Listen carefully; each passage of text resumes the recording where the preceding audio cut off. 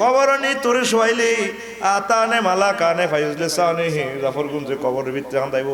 দুইজন ফেরেশতা আইয়া তোরে বইয়েব প্রশ্ন করব এরপর প্রশ্ন যদি জবাব দিতে পারো আগে জাহান্নাম দেখাইব জাহান্নাম দেখি বান্দা ডরাই যাইব ফেরেশতারা কইব যেটা ডরাইয়েন না এইটা রাখছিল আপনার লাই যদি জবাব দিতেন না হাইতেন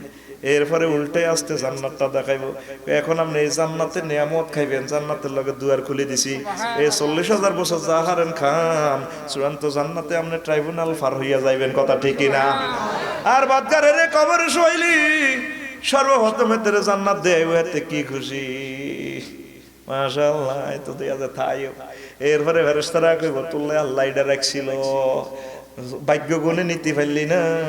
এরপর জাহান্নাম দেখাইবো কবে এখন এটাতে তুই থাকবি কবরে কিভাবে চিৎকার দিয়া বলবে ইজা উকবিরাল মাইয়াতু ফিল কবরে কবরে যখন মৃত্যু ব্যক্তিরে শোয়াইব ফাকালাল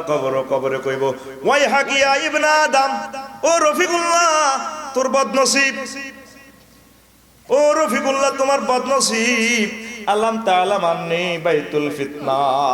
তুমি কি জানো না আমি ফিতনার ঘর বিভিন্ন রকমের কষ্ট আর নির্যাতনের ঘর আল্লাম তাআলাম আন্নি বাইতুল জুলমা তুমি কি জানো না আমি অন্ধকারের ঘর দুনিয়াতে কত রকমের লাইট তোমার রুমে জ্বালাইছো এখানে কোনো লাইট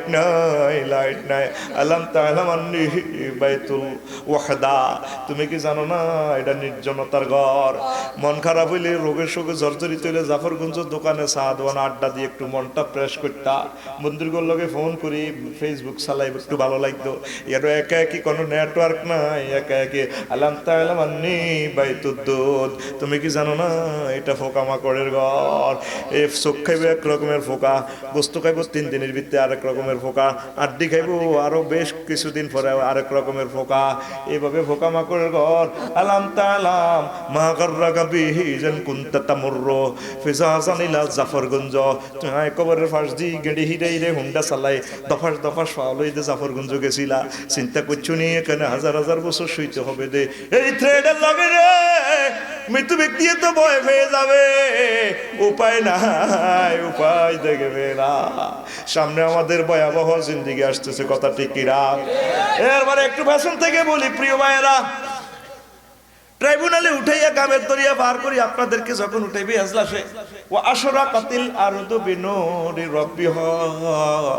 আল্লাহ শানু নূর চমকাই আজলাসে বলবেন যেভাবে কুমিল্লা কোর্টে দেখবেন হাকিম উঠবার আগে একটা পরিবেশ সৃষ্টি হয় আদালত রেডি আজলাস রেডি সাদা এ বাবা আল্লাহ একটা পরিবেশ তৈরি করি এইভাবে যখন নূর চমকাইয়া ঝিকিমিকি আলো চমকাইয়া আল্লাহ শানু বলবেন পিছে চলি আইব জাহান্নামের ওসি সাহেব ফায়ুবাদিরুনাহু বিমাকামিন মিন হাদিদ জাহান্নামের ওসি সাহেব দারোগা সাহেব লোহার হেমার আতুরি ফ্লাশ তারপরে স্ক্রুড্রাইভার রেনসু করাত এইভাবে অস্ত্র রিভলভার ছুরি টাকার হুকি স্টিক লই ইডি আইব তারপরে তোরে দেই আই রফিকুল্লাহরে দেই ইস্তাকবিলুনাহু বিআযাইমিত তাহদিদ আরে দেই তারা শুভেচ্ছা স্বাগতম জানাইবো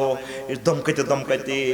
এনে তো মিছিল দিছত শুভেচ্ছার স্বাগতম আফসারি সাহেবের আগমন হিয়ানো তারা ওসি সাহেবে মিছিল দিব শুভেচ্ছার স্বাগতম জুতা খুলি আতলন শুভেচ্ছার স্বাগতম রাইফেল খুলি আতলন আর কথা নবীজির কথা ইস্তাকবিলুনাহু বিমাকামিন মিন হাদিদ এখানে আছে দেখ এরপরে হায় ওয়াসুকুনাহু ইলা আযাবিশ শাদীদ প্রচন্ড আযাবের দিকে তোরে দমকাইতে আল্লাহর ট্রাইব্যুনাল থেকে থানার দিকে লই যাইব